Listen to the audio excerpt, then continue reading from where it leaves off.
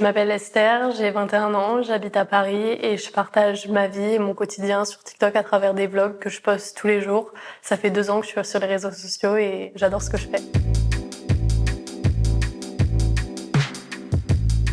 La santé mentale, c'est rentré dans ma vie sérieusement à partir de 2019, je dirais. Je me suis rendu compte que j'étais pas très heureuse, etc. Ça a duré pendant très longtemps. Des fois, j'en étais très consciente. Des fois, j'étais plus inconsciente de ça et juste ça allait pas sans me rendre compte de pourquoi. La santé mentale, ça contrôle ma vie. Ça contrôle si je peux faire des choses au quotidien ou pas. C'est la majeure partie de ma vie, malheureusement, que ce soit positif ou négatif.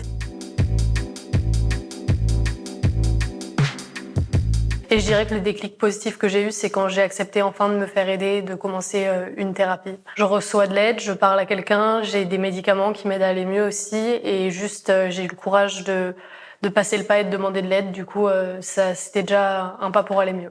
On n'est jamais seul autant qu'on puisse le croire, que les choses finissent toujours par s'améliorer, qu'il faut recevoir de l'aide si on en ressent le besoin et si on ose demander de l'aide, mais il faut pas en avoir honte. J'essaie de montrer mon quotidien, quand ça va et quand ça va pas, et de manière très réelle et assez crue quand même. Je prends pas de pincettes quand je parle et j'essaye toujours d'être honnête sur ce qui se passe dans ma tête et dans ma vie. Et si ça va, je le dirai, mais si ça va pas, je le dirai. J'expliquerai ce que je fais pour aller mieux, quoi.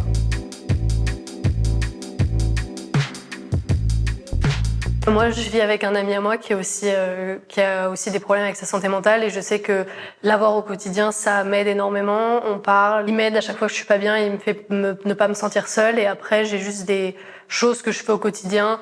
Genre, je sais pas, boire mon café le matin, ça me rend heureuse. Parler, ça me rend heureuse. Aller écrire, ça me rend heureuse. Il y a des endroits qui me rendent heureuse, etc.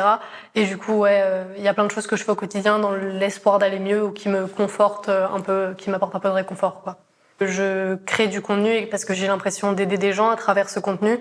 Si je fais ce que je fais, c'est en majeure partie pour aider des gens. Il y a plein de gens qui me disent que ça les fait se sentir bien, ça les fait se sentir moins seuls, etc. Et du coup, moi, ça me motive à continuer. Et ouais, c'est vraiment ma motivation chaque jour de me lever dans le but d'aider des gens à la fin de la journée. Je pense que c'est important qu'en 2022, on commence à lever les tabous.